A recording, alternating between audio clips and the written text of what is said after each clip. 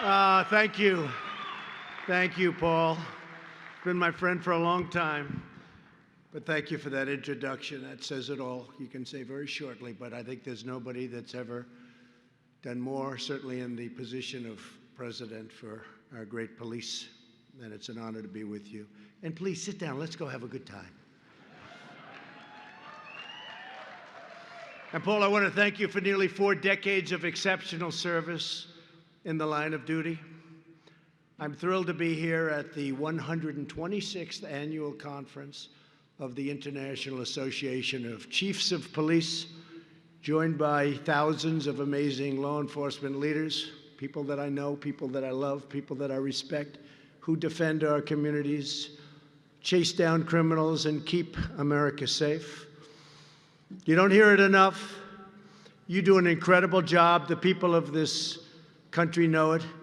And the people of this country love you. You don't hear that from these people back here, but they love you.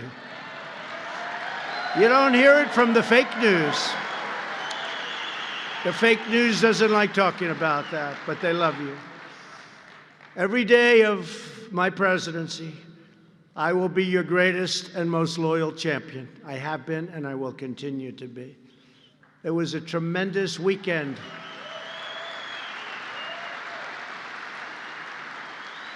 As you very well know, it was a tremendous weekend for our country. We killed ISIS leader al-Baghdadi. They've been looking for him for a long time. They've been looking for him for many years. He was a sick and depraved man, and now he's dead.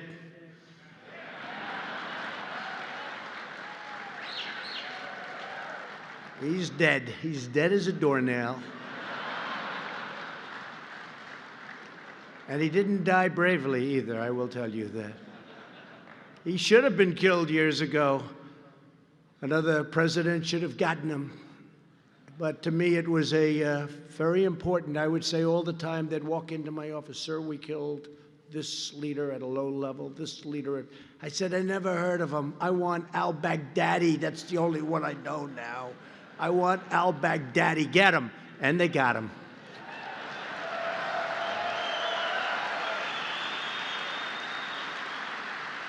But he was big time. He built the ISIS caliphate.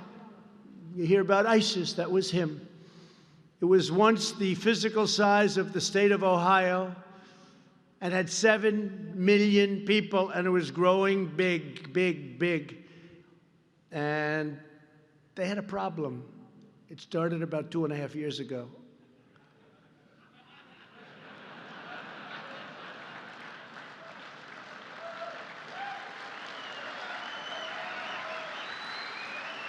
And during my administration, we all together destroyed the caliphate 100%. Remember, I got it down to 97%. And I said, all right, let's go home. And then those people started saying 100%. You know, before me, they didn't care. But now they say, what about 100%?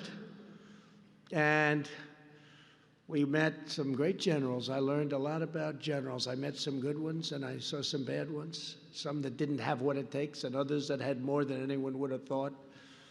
And it was supposed to take a year, maybe even 2 years. And I said to one of them, how long will it take? Think we can do it in 1 week, sir? He was a little more like you. But we have now tens of thousands of ISIS prisoners under tight supervision. And now we want the countries in the region to police their own borders. We don't want to be a policeman in this case of 2 countries that haven't gotten along for centuries. But we're keeping the oil. Remember that. I've always said that. Keep the oil. We want to keep the oil. $45 million a month. Keep the oil. We've secured the oil. This morning, we are delighted to be joined by a lifelong friend of our brave police. Incredible guy, tough guy, and somebody with a tremendous heart also. But he is strong. He can take it. Attorney General William Barr. Where is William Barr? Where is he? Where is he?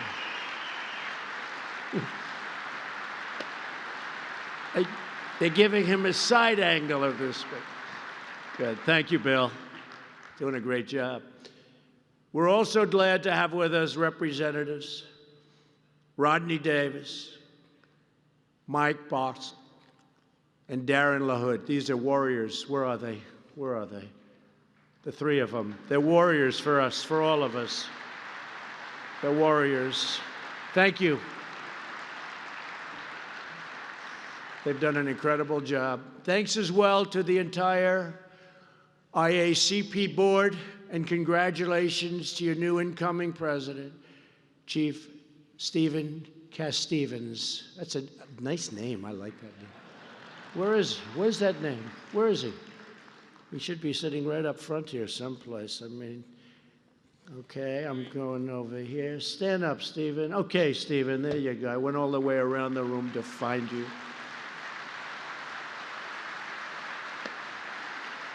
Thank you very much. Congratulations, incredible group. And I hear you're an incredible leader. Thank you very much.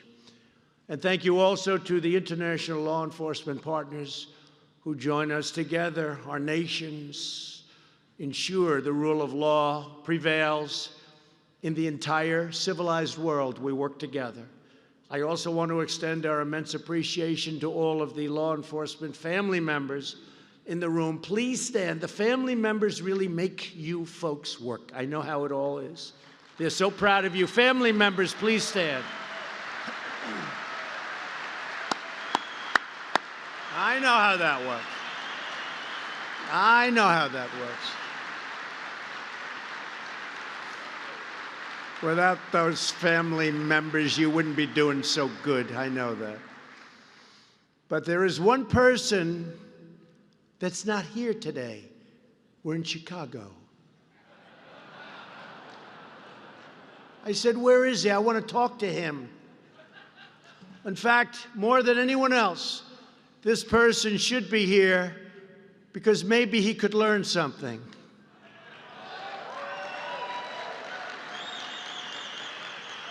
And that's the Superintendent of Chicago Police, Eddie Johnson.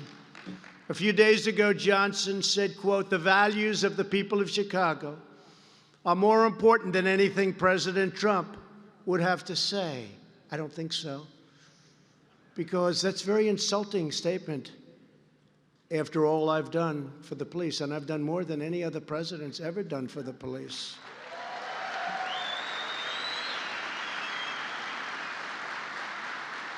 Over 100 years we can prove it, but probably from the beginning. And here's a man that could not bother to show up for a meeting of police chiefs, most respected people in the country, in his hometown, and with the President of the United States.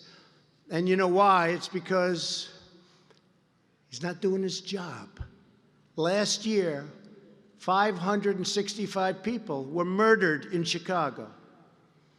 Since Eddie Johnson has been police chief, more than 1,500 people have been murdered in Chicago, and 13,067 people have been shot. During the first weekend of August 2019, 7 people were murdered and 52 were wounded in 32 shootings in Chicago. And recently they had 78 shootings over a weekend spree and 3 people killed. And Chicago has the toughest gun laws in the United States. That doesn't seem to be working too well, does it? And a lot of you people know exactly what I mean. But under Johnson's leadership, they certainly don't protect people. Then you have the case of this wise guy, Jussie Smollett, who beat up himself.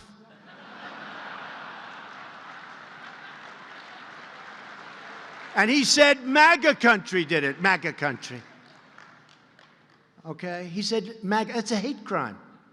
That's a hate crime. And it's a scam. It's a real big scam, just like the impeachment of your president is a scam.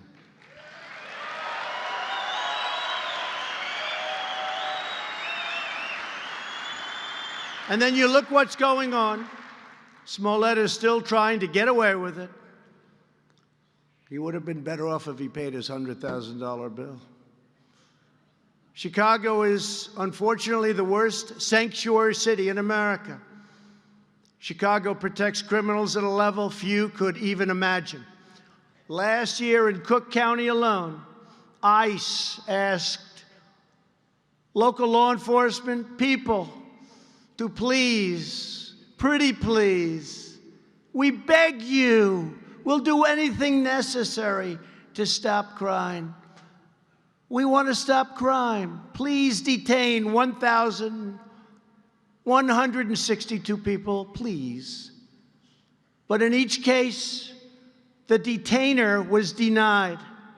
And Eddie Johnson wants to talk about values. No. People like Johnson put criminals and illegal aliens before the citizens of Chicago. And those are his values. And frankly, those values to me are a disgrace. I will never put the needs of illegal criminals before I put the needs of law-abiding citizens. It's very simple to me.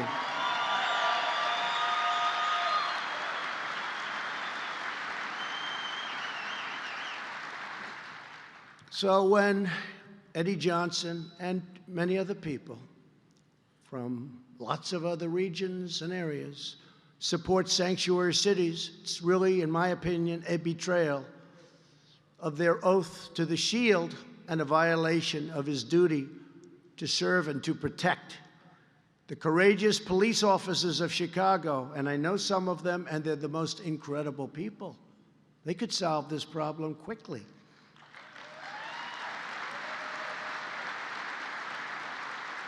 It's embarrassing to us as a nation. All over the world, they're talking about Chicago. Afghanistan is a safe place by comparison. It's true. Police officers of Chicago are entitled to a police superintendent who has their backs and knows what he's doing. You're entitled to a police superintendent who sides with you, with the people of Chicago. The people want this. And with the families of Chicago, not the criminals and the gang members that are here illegally, and not the stupid politicians that have no idea what the hell they're doing.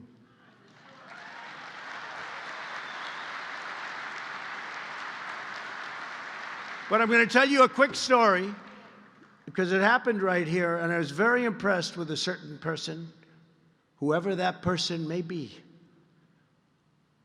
I'm sure that we could find him. But about 3 years ago, I was leaving Chicago, and I was accompanied by a massive motorcycle brigade of policemen. And to do that, they have to volunteer, because I guess most places say you have to volunteer. Well, I had a lot of volunteers, I'll tell you, hundreds and hundreds of them. Other candidates have none. It's almost like a free poll. I had hundreds of them. Chicago was in the news a lot, just like it is now, because of all of the killings going on and all of the shooting and all of the horrible things happening. When I arrived at the airplane, the police officers asked whether or not it would be possible to have some pictures. And before I won the election, I could do that. I would do that routinely. Now I think Secret Service has a little bit of a problem. It was up to me, I'd do it. But it was just before, might have even been president-elect. Wasn't long ago. The leader of the brigade was this really powerful, strong-looking guy. Big, booming voice. And he was definitely the boss. Do we know what that means? He was the boss. Put your cycles over here. Come on, let's go. He's going to take a picture. Come on, let's go. Hurry up. Come on. And yet they all loved him. They love Vince Lombardi. They love Belichick, right? They love Coach Belichick. They love certain people. It's called respect. But he was very respectfully shouting at his men and, come on, let's go. And they were doing exactly as he said. He was the guy. Just as I'm boarding the plane, I asked this man, I had a lot of respect for him myself because I saw the way he was. He wasn't doing anything wrong. He was just the boss, who was a respected person. I said, excuse me, come here. What the hell is happening in Chicago?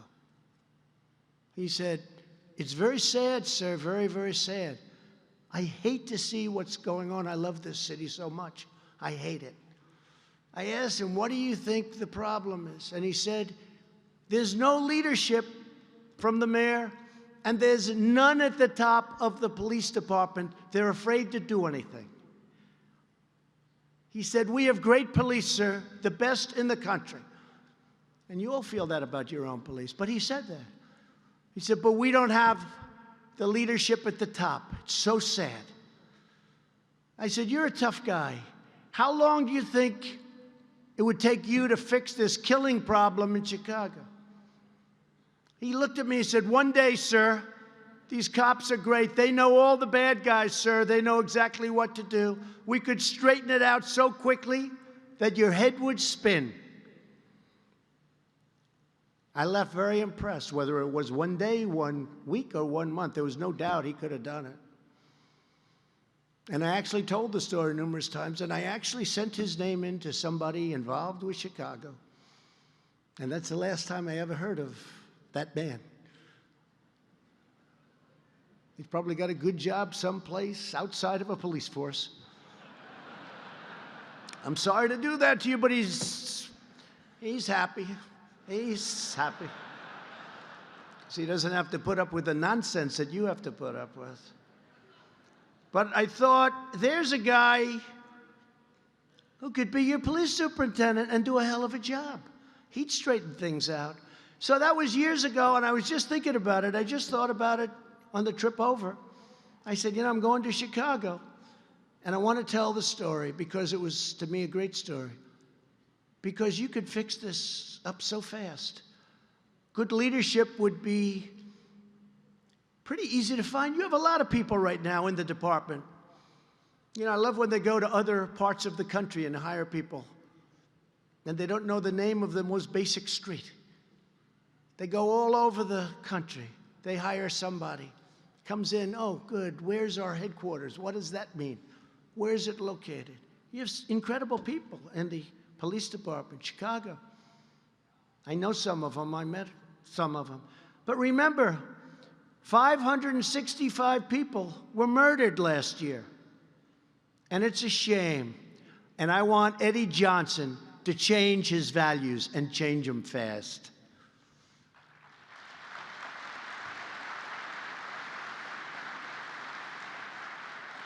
Today, we're here to report on the outstanding progress we've made to combat violent crime and restore peace and safety to American cities. And most cities are setting records for good crime numbers. In the years before I took office, outrageous slanders on our police went unanswered and unchallenged from your leaders in Washington. You know that very well. Radical activists freely trafficked in vile and anti-police hostility, and criminals grew only more emboldened as a result. In the 2 years before my election, violent crime increased 8%. Murders were up by more than 20% and going a lot higher nationwide. The steepest 2-year consecutive increase in over 50 years. But with your help, all of that is changing and changing very rapidly. Under this administration, we're once again standing up for law enforcement. We're condemning anti-police bias in all forms. And we're giving you the support, resources, and the respect, and we have tremendous respect for you, the respect that you deserve.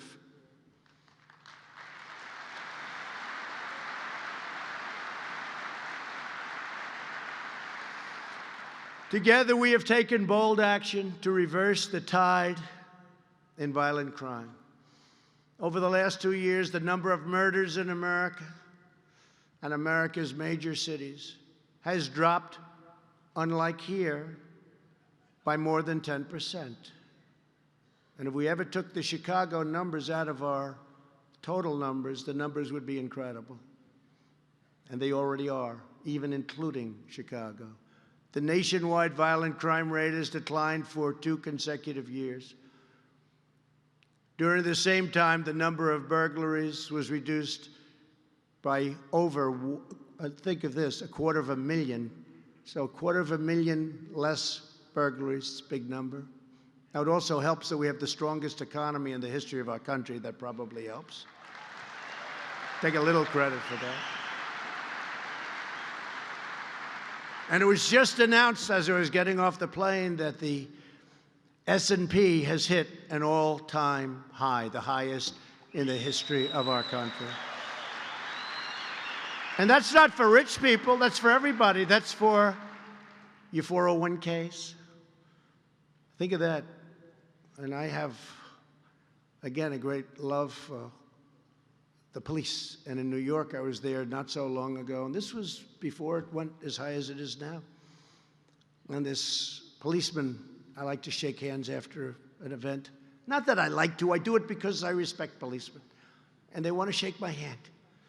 And fire marshals, people in different stadiums. But I was at an event in New York and came out, I was shaking hands, and this one policeman said, "Sir, I want to thank you." Why? My 401k is through the roof, and for the first time in my life, my wife thinks I'm a financial genius. It's true. It's true. He said he was up now 72%. I said, "That's not bad." He said, "She always thought I was incompetent financially. But you have made me into a genius, sir." He hugged me. He actually wanted to kiss me. I said, "No, thank you, but you can." Not my deal, but that's okay. But he was great. And it gave me an idea. I mean, you know, this is about 401ks. Many of you have 401ks. Does anybody in this room have a 401k that's down? Raise your hand, please. Does anybody have a 401k that's up? Everybody. I don't know what you would have had to do to get one that's down. You would have had to really be very bad. But no, they're up 70%, 80%. Last year, my administration charged the largest number of firearm defendants ever recorded in the history of our country. Bill Barr is doing a fantastic job. We have increased federal fire. That's right. Go ahead. Let him hear it. Good. Good. And I say let him hear it because he hears from the fake news back there all the time. They want to silence everyone, you know, except for their very strange opinions. We went with that. You wouldn't have a country very long. We've increased federal firearm prosecutions by 44% compared to the last 2 years of the previous administration. This is a record, a new record. 2 years ago, we relaunched and revitalized Project Safe Neighborhoods. Now, federal prosecutors are once again working closely with state and local law enforcement and all of the community leaders to marshal our resources, target crime in the most dangerous areas, and lock up violent offenders. In coming weeks, Attorney General Barr will announce a new crackdown on violent crime, which I think is so important, targeting gangs and drug traffickers in high-crime cities and dangerous rural areas. Let's call it the surge. We can come up with lots of names, but we're going to be doing something that's very dramatic, headed up by our great Attorney General, and you're going to see tremendous results very quickly. The best way to reduce gun violence is to put criminals with firearms behind bars.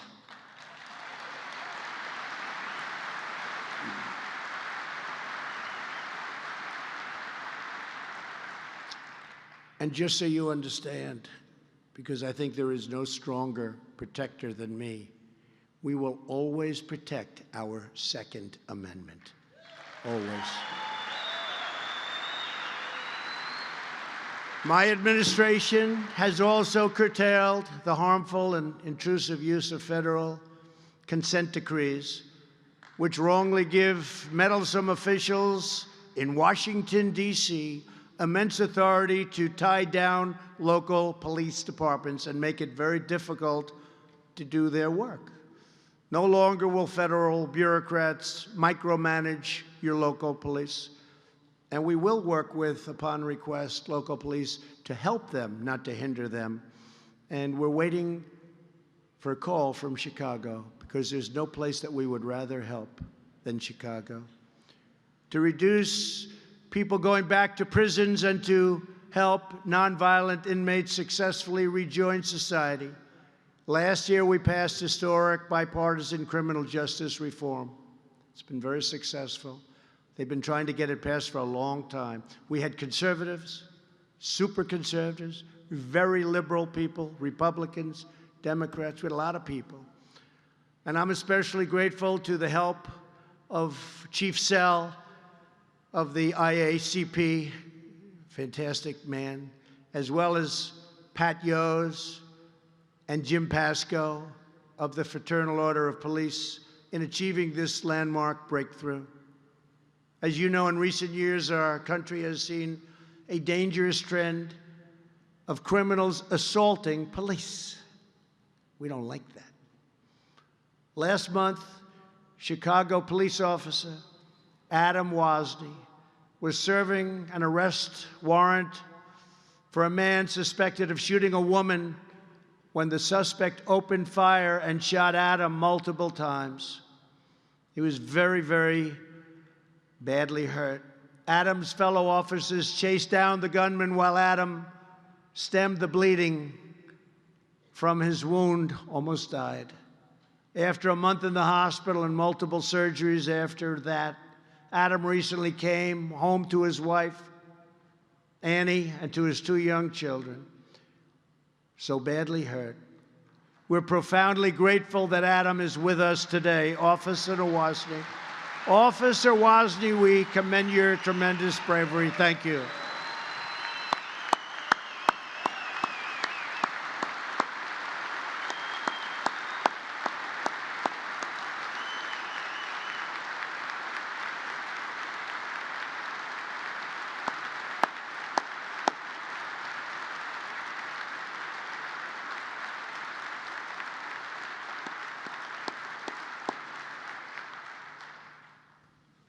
Thank you, Adam. You look good to me. You look very handsome. If I had a face like that, I would have been president 10 years earlier. You're looking good, Adam. But an attack on law enforcement is an attack on all Americans. That's true. Thank you, Adam. And we believe that criminals who murder our police should get the death penalty.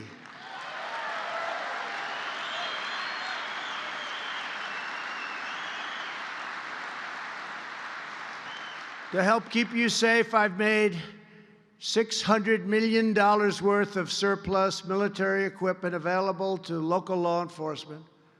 If you remember, the previous administration didn't want to do that. Nobody knew why.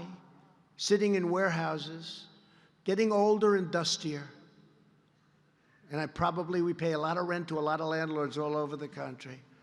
So someday I said, you'll explain. Actually, I do know why. Because they didn't want to make you look so tough. They didn't want to make you look like you're a threat. I said, that's okay. We want to protect our police. And we made it available. And we've provided nearly $29 million to train more than 80,000 police officers.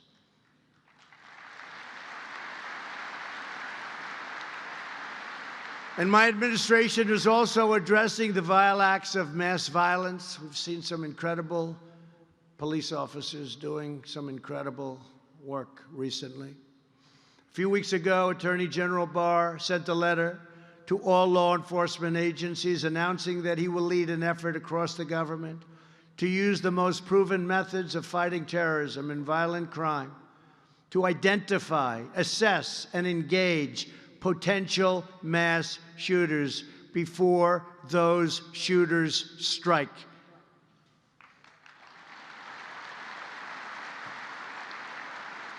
And last month, I was profoundly honored to award the Medal of Valor to the 6 police officers who brought down the mass shooter in Dayton, Ohio, in 29 seconds. I don't know how many people saw that, but I thought it was incredible.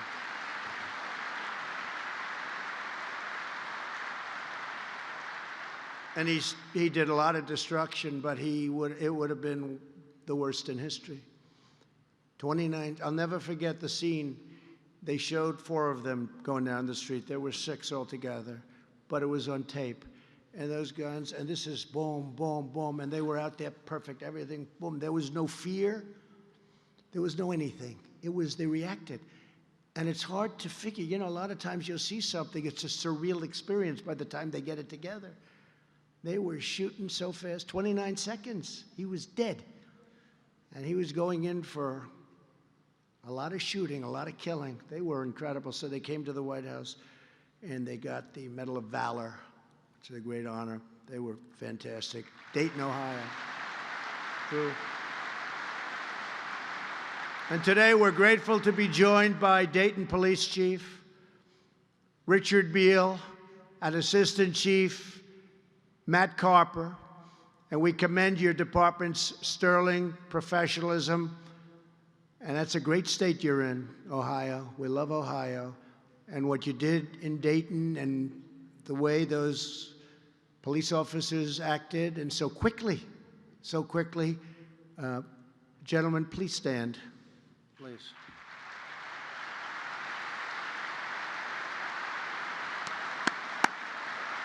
Come up here. Come up here. Come up. Come on up here.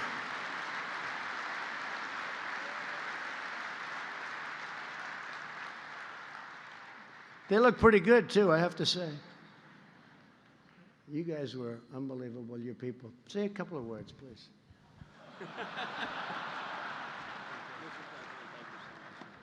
Well, thank you, Mr. President, and also to Attorney General Barr for the recognition of our police officers, 6 brave police officers that acted decisively, swiftly, ending a mass shooting in Dayton, Ohio on August the 4th. They represent the highest of ideals and performance of our profession. We are deeply proud of them. I have with me Lieutenant Colonel Matt Carper.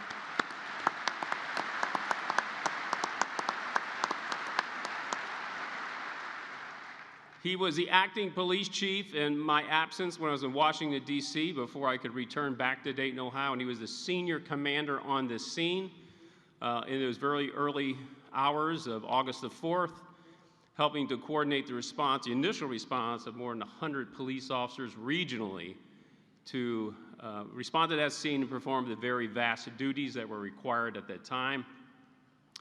I am deeply grateful to him and his leadership.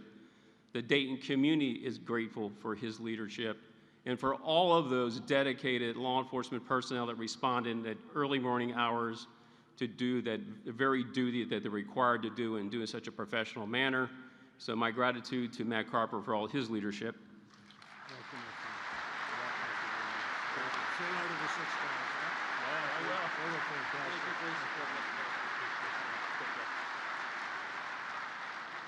Great job. Today, I'm proud to announce another historic action that we're taking to reduce violence in America. In a few moments, I will be signing an executive order to establish a new commission on law enforcement and the administration of justice. They've been trying to get this for a long time.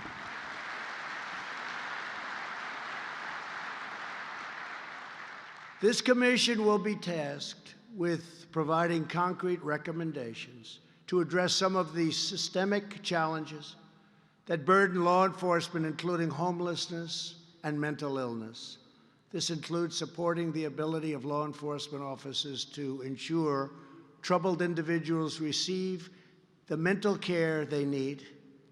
The commission will provide concrete recommendations, and it will study the best practices to recruit, retrain, hire, train, and provide for health, safety, and the well-being of law enforcement officers. We want to take care of our law enforcement officers.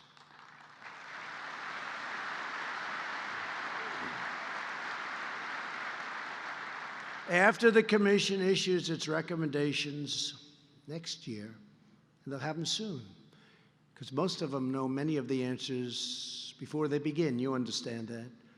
We will begin implementing its best ideas immediately. It will take place immediately. Since I took office, we have harnessed the entire federal government to combat the drug addiction epidemic.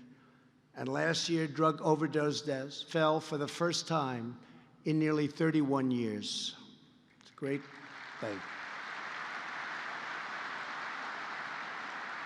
I want to thank Acting Drug Enforcement Administrator Uttam Dhillon, who joins us today, and almost every person in this room for working together to end this horrible plague.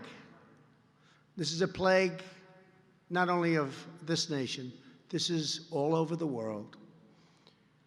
To stop the flow of deadly drugs into our communities, we're also taking dramatic action to secure our southern border. Illegal crossings are down 60% since May. And we are building the wall faster, bigger, better than ever even anticipated. It's going up now. And I want to thank our military. Our military has been great. The Army Corps of Engineers, all of the folks in the military have been fantastic. But that wall is going up at a rapid pace. And we'll have anywhere from 400 to 500 miles built by the end of next year. That'll have a tremendous impact. And as you know, the other side knows that. But I made one big mistake on the wall. I should have said, I do not want the wall, and they would have insisted that we build it. Big mistake. I should have said, I want no money to go to the wall, and they would have thrown money at it like you wouldn't believe. But our military came through, and it's going up great, and it's top of the line. Acting Commissioner of U.S. Customs and Border Protection, Mark Morgan, joins us today. And I want to thank Mark and all of the members of Border Patrol for the extraordinary work to defend our homeland and protect our nation. If Uttam is there and Mark, just come up here for a second. I want to show you. I don't want you to talk because I have to get out of here. First time ever.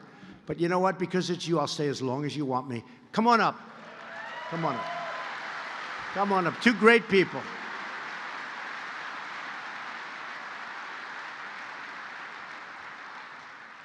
I think we should have them say a couple of words, yes. Come on, Mark.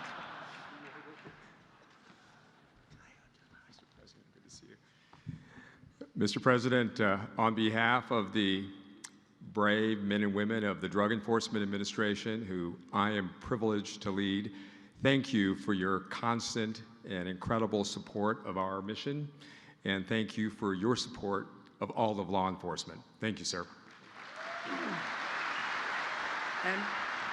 And soon, Uttam will not be acting, by the way. He's done a great job. So he doesn't know this yet, but soon you will not be acting. Congratulations. Thank you, sir. Thank you. Mark? Sure. So first of all, I just want to foot stomp that we will be building 450 miles of big, beautiful wall by the end of 2020. With every mile of wall that's being built, I promise you, it's not just the cities and towns on the border. I always say every town, every city, every state is a border town, a border city, and a border state. With every mile of the wall that's being built, we are all safer because of it. Thank you, Mr. President. And just real quickly, I'd like to say that the Officer of the Year, Agent Morales, and all the other nominees, I think that they embody the law enforcement spirit. They represent who we are as a profession and what we stand for. That we get up every single day doing something greater than ourselves. And thank you to IACP and your leadership for everything that you do. And thank you to you, the leaders of law enforcement, for supporting and doing what you do best, supporting the men and women who get up every single day, put the badge on their chest, and safeguard this country. Thank you for what you do.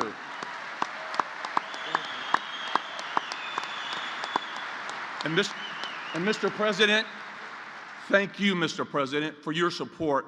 I know this man personally, and when he says he loves us, it's sincere, it's heartfelt, and he means it.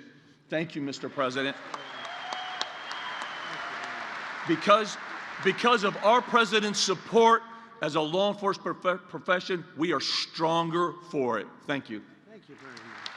I'll talk to you later. Thank you. Thank you both. Two great people. Thank you both. To all of the law enforcement partners across the Western Hemisphere, thank you for helping shut down the smugglers, traffickers, and coyotes. Who would have ever thought in this modern age, human traffickers, you think of it as an ancient crime. It's more prevalent today because of the internet, you understand that well, than ever before all over the world. As my administration works tirelessly to protect our borders, we face an onslaught from far-left activists who want to erase America's borders and nullify our federal laws. We can't let that happen. This includes activist judges who have issued nationwide injunctions prohibiting us from enforcing the immigration laws enacted even by Congress. Just as one example, federal law authorities expedited removal for illegal aliens apprehended within 2 years of entry.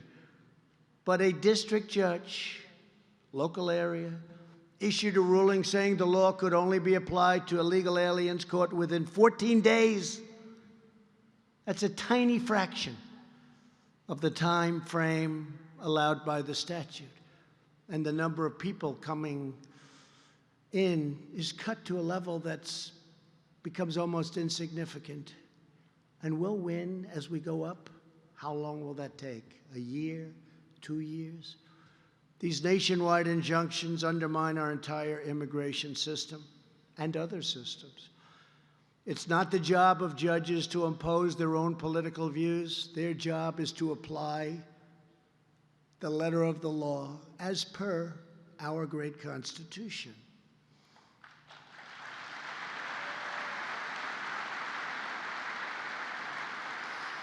That is why I have already had appointed and approved 158 brand new federal judges and Court of Appeals judges who are committed to upholding the laws and the Constitution as written.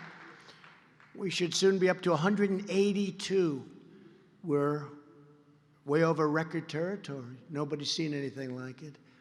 I want to thank you, President Obama, for giving me 142 open judges. How you allowed that to happen is beyond me. It's beyond me. Thank you, President Obama, very much. Everybody in this room thanks you.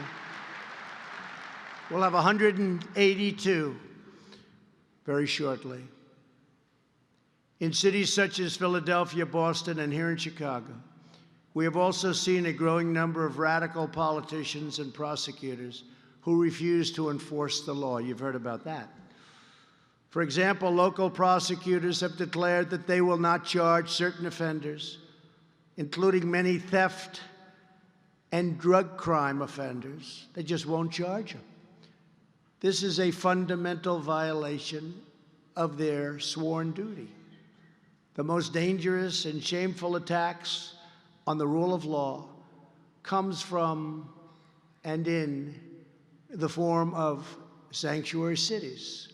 Sanctuary cities order jails and prisons to release criminal aliens, people that have committed the worst crimes, directly back onto city streets, instead of safely turning them over to federal immigration authorities and ICE so they can be incarcerated or tried, or what I like to do best is get them the hell out of our country and bring them home. Let them take care of them.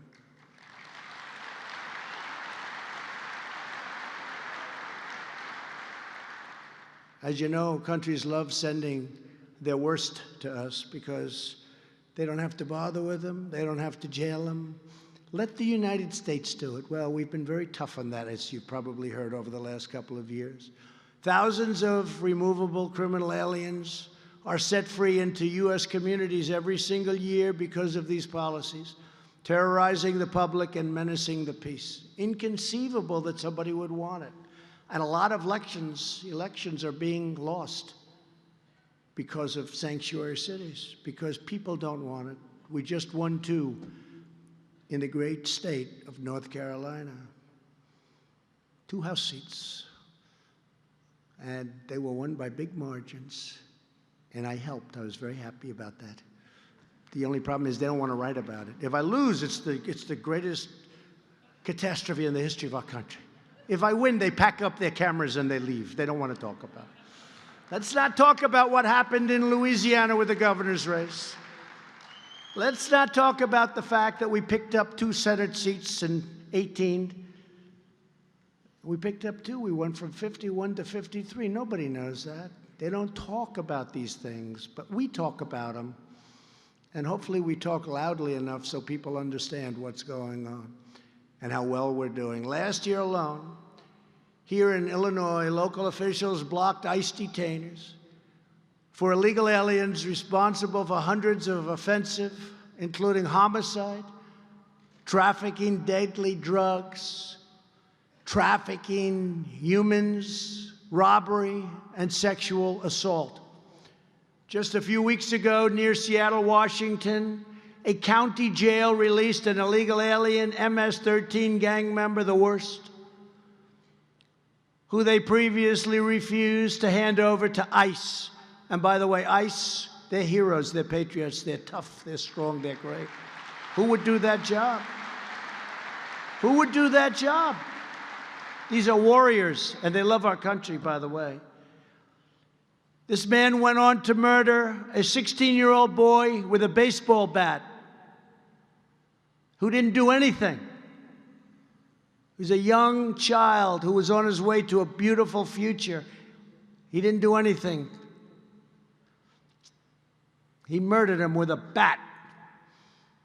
Last year, on the day after Christmas, America grieved when California police officer Ron L. Singh was murdered by a criminal alien, a known gang member, a tough guy with 2 prior arrests for bad things, who was released due to sanctuary city laws. Not one more American life should be stolen from us because a politician puts criminal aliens before American citizens.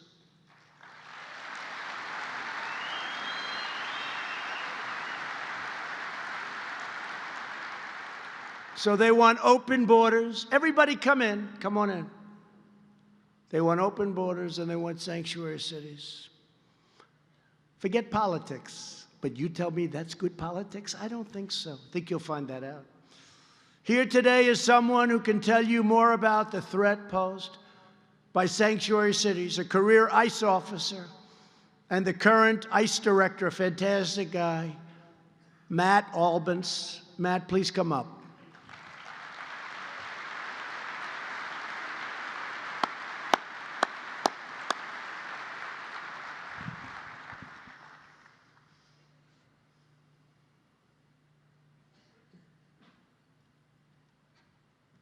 Thank you, Matt.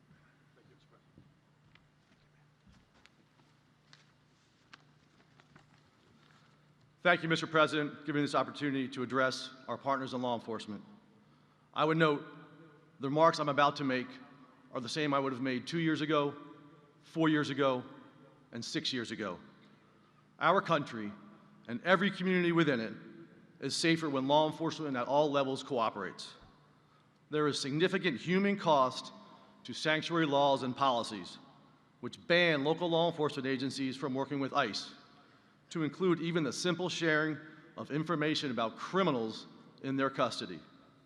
Laws and politics like these make us less safe. It's plain and simple. It's past time to put aside the political rhetoric and listen to the facts.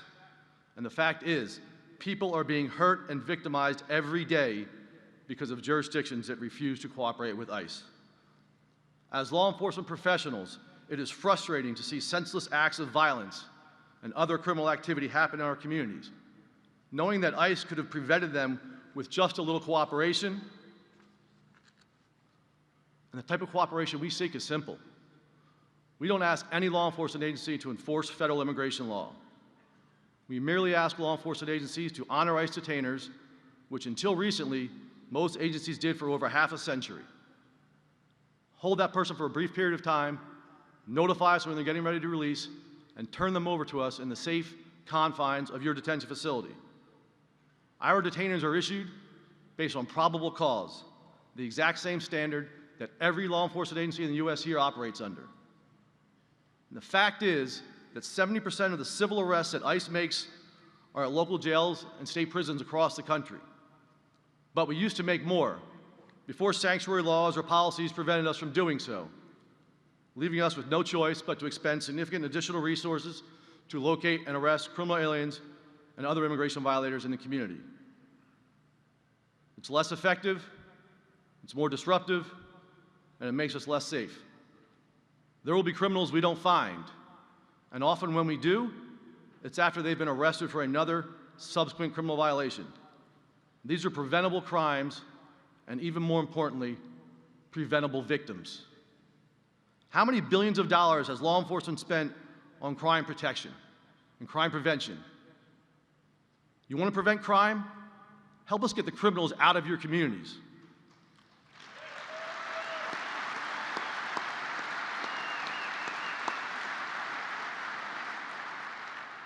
You want to stop gun violence? Get the criminals perpetrating that violence out of your communities. Last year, ICE arrested 11,000 people with weapons violations, and those are gone from the country now.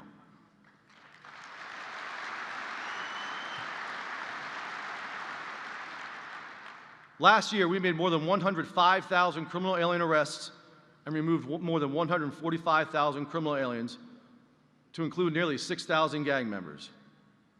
This year, ICE's Homeland Security Investigations, with whom many of you work side by side, and we appreciate that partnership and cooperation, made nearly 37,000 criminal arrests, another record year.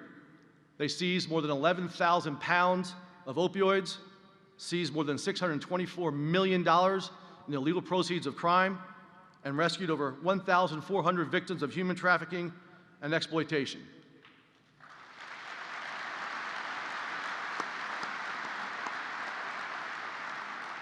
We have many of HSI's special agents in charge and headquarters leadership here with us today, and I'm honored to have the privilege of representing them and the tremendous work that their special agents, their analysts, our attorneys, their task force officers, and support personnel do on behalf of this country. As a career law enforcement officer, I'm imploring all of the state and local officers in this room to work with us. Find a way to partner with us for the sake of our communities that we have all sworn to protect, and for the sake of our country. And for those that already do, thank you. You will have every ounce of support from ICE that we can provide. The truth of the matter, and one which every person in this room knows, every community and every cop is safer when law enforcement works together. Thank you. Thank you, Matt. Thank you, Kevin. Thank you, Matt. Doing a great job. I mean, honestly, I didn't know he was going to make a speech when I invited him up, but that's okay. Hey, but it was a good speech, Matt. That I could. I didn't know. I said, wait a minute, that's 5 pages he's got there. No, it's a good 5 pages. And thank you very much, Matt. You're doing a fantastic job. And we brought out thousands of MS-13 gang members, thousands. We take them out, and we focus on the bad ones. We focus on the worst of the people. And you have people coming in, and you have some really bad ones coming in, and we focus on them. But we've taken out thousands of MS-13 gang members. Our police put their lives on the front line for us every day, and you deserve the absolute support of your elected leaders. My administration will always protect those who protect us. Here with us today are 3 of those heroes who were nominated for the IACP Police Officer of the Year Award. Nick Grivda, Thomas Thompson, and Jonathan Morales, 3 great people.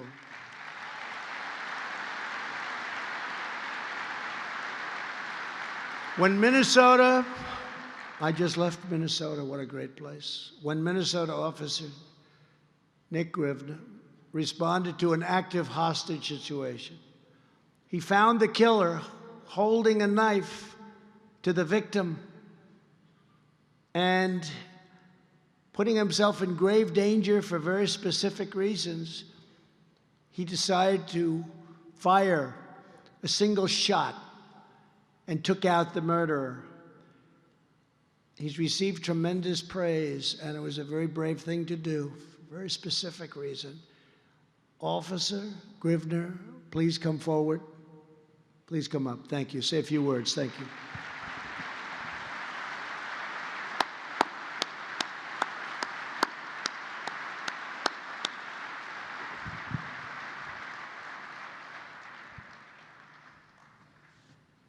Great job.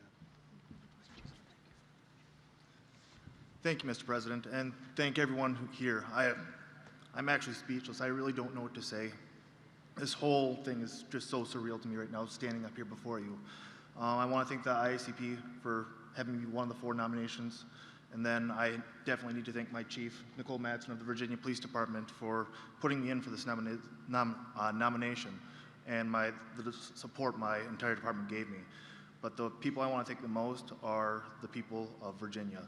My community rallied behind me days after the shooting happened. They took to social media by storm. They stopped in at the PD. They called me and showed their love and support for our police department.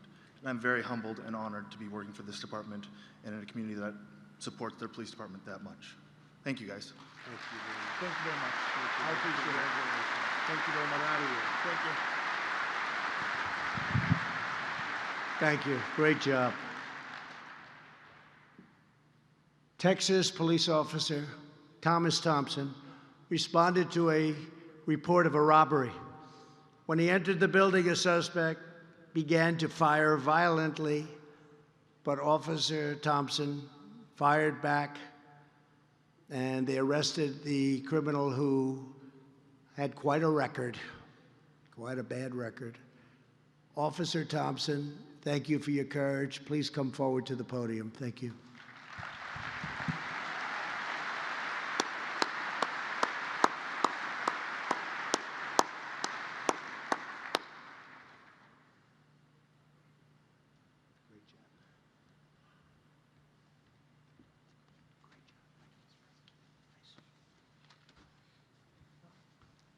I feel incredibly honored to be here and to be recognized for what is essentially just a story of me just doing my job. The president's right. There's literally hundreds of thousands of law enforcement men and women in this country who are ready and willing to win the moment when the time comes. I feel very honored to be here because I want a moment. Mr. President, thank you for your support of law enforcement, especially in this day and age. That's no small thing. It matters, so thank you. Thank you to the Lubbock. Yes, thank you.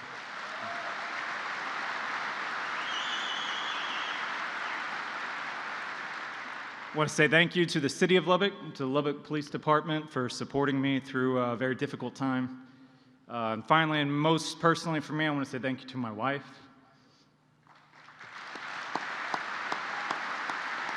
You're my rock and you're my best friend. I love you. Thank you. Thank you. Fantastic. Thank you. Thank you. So are you. Thank you very much. Great.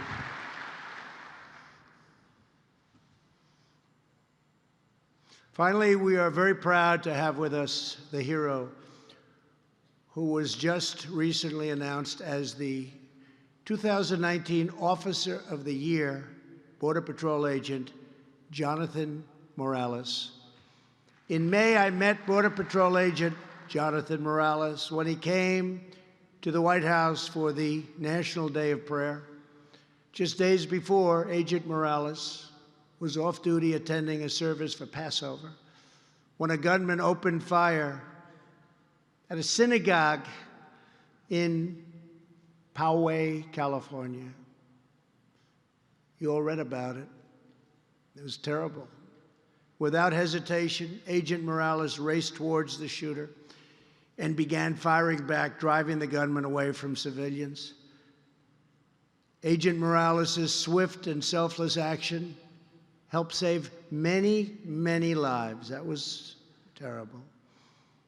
I just want to say it's great to meet you a second time, Agent Morales, and your courage and strength is really appreciated and so respected by the entire nation. Would you please come forward?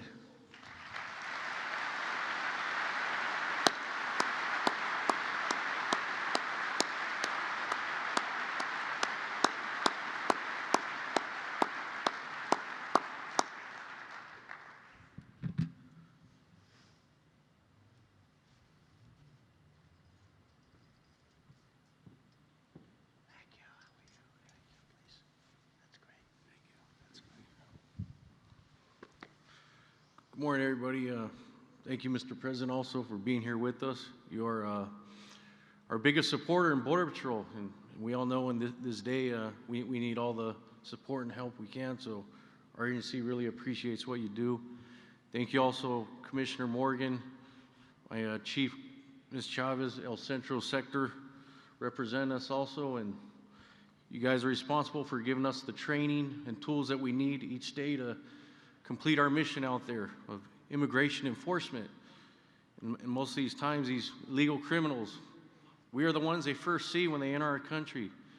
When I have the green uniform on, this is who they will encounter. And just a little recap of that tragic day. We're sitting in our Chabad house of prayer. We were attacked.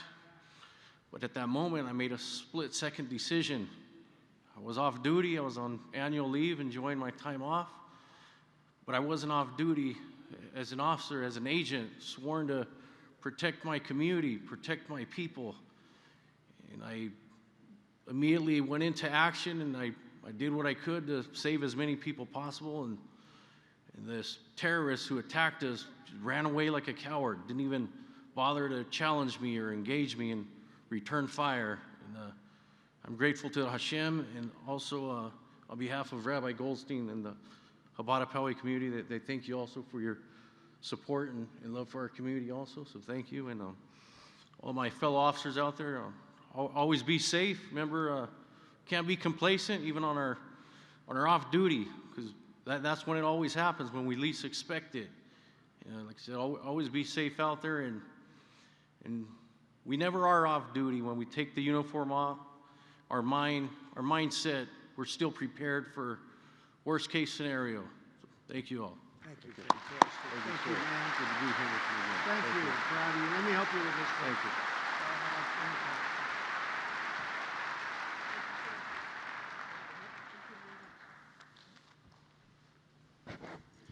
Thank you very much.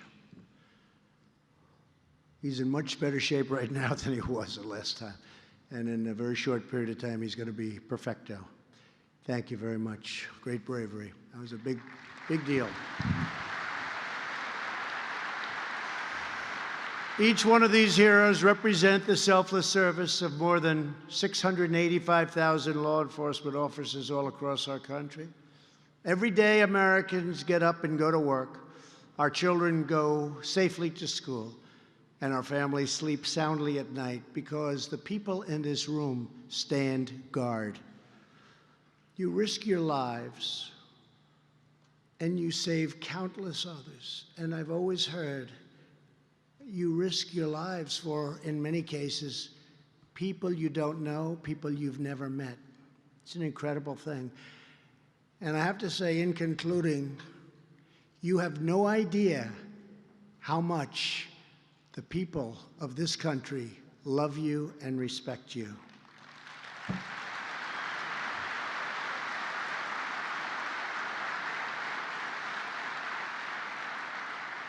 The sight of your badge strikes fear into the hearts of criminals and pride into the hearts of our citizens. When children hear the sirens of your patrol cars, they race to catch a glimpse because they know that you are the heroes of their streets. And in many cases, they know that's really what they want to do someday. That's what they want to be. That's what they want to do. They want to be a police officer. They see it. Out of love for our neighbors, care for our communities, and commitment to our country, we will shield peace-loving, law-abiding Americans from anyone and everyone who would do them harm. We will keep our streets secure, our cities guarded, and our loved ones safe. We will fight violent crime, uphold the peace, enforce the law, and with God as our witness, we will proudly serve, protect, and defend the citizens of the United States. To all of the terrific law enforcement officers here today, thank you for your unwavering courage and your unbreakable devotion. Today and every day, I vow to stand proudly, loyally, and faithfully with the incredible men and women in blue. Now I would like to invite the Attorney General of the United States and the IACP and FOP leadership to join me on stage while I sign our new Commission on Law Enforcement. God bless you, and God bless our great law enforcement, our police officers. God bless our military, and God bless America. Thank you all very much. Thank you.